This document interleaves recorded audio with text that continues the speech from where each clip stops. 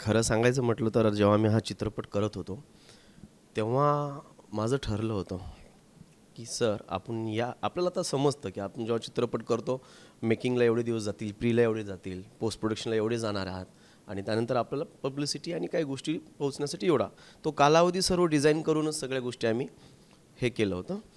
तर 14 तारीख ही तेव्हाच ठरवली होती ज्यावेळेस आम्ही शूट करत होतो.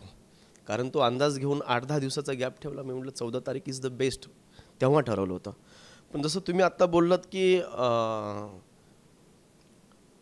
संघर्ष योद्धा दुसरा चित्रपट आहे, तोही उत्तम छान चित्रपट आहे, छान बनवला आहे.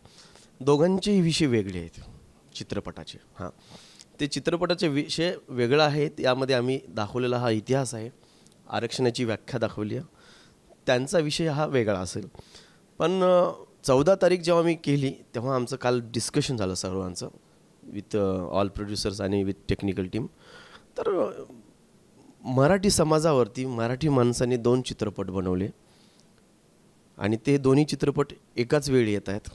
आमचा हेतू का हा चित्रपटातनं काहीतरी खूप जास्त पैसे कमावे असा आमचा हेतू नव्हता. जसं मगर सर बोलले, हा चित्रपट बनवण्यासाठी तुम्हाला एक इमोशनल्स माणसं पाहिजे. ते आम्हाला असं वाटतं की मी खूप इमोशनल आहे. तुम्ही आता बघितलं आमची पूर्ण टीम आहे, त्या भावना घेऊन आम्ही हा चित्रपट बनवला होता. आणि चित्रपट बनवत असताना ती तारीख तेव्हाच ठरवली होती. पण आता आमच्या डोक्यात कालपासून असं गोष्ट चालू आहेत की दोन्ही चित्रपट, तोही चित्रपट आपलाच आहे, आपल्या समाजावरती केला, जारंगे पाटलांवरती केलेला आहे, उत्तमच चित्रपट आहे आणि आपणही चित्रपट त्याच भावनेने केलेला आहे. तर दोघांचाही विचार करता मग ते कुठलाही विचार असेल, आर्थिकदृष्ट्या असेल, प्रत्येकानं पैसा मिळणे. सरांनी आता बघितलं जसं शेती हे ठेवून आपण पैसा लावलेला आहे. सरांनी डॉक्टर असून सरांनी काही गोष्टी इकडे तिकडे करून तो चित्रपटाला पैसा लावलेला आहे.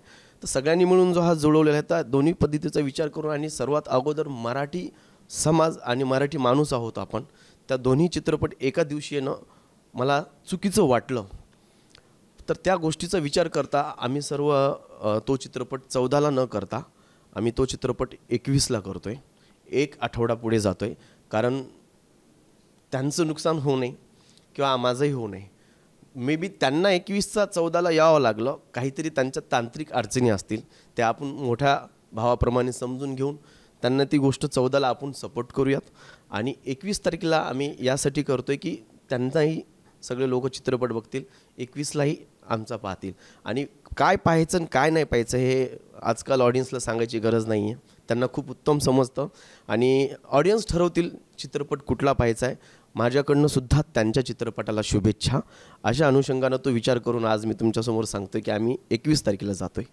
मलाही न्यूज आहे, मलाही बातमी आहे. ब्रेकिंग न्यूज आणि चांगलं आहे.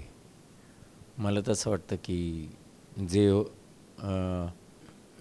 ठरवलं जातं आणि जे घडत राहतं या 2 टाईमलाईन्स आहेत अशा असं वाटतं, पण त्या कुठेतरी एक होतात आणि जे व्हायचं आहे ते होतं आणि तेच बरोबर असतं आणि ते दोघांसाठी बरोबर आहे असं मला वाटतं आहे.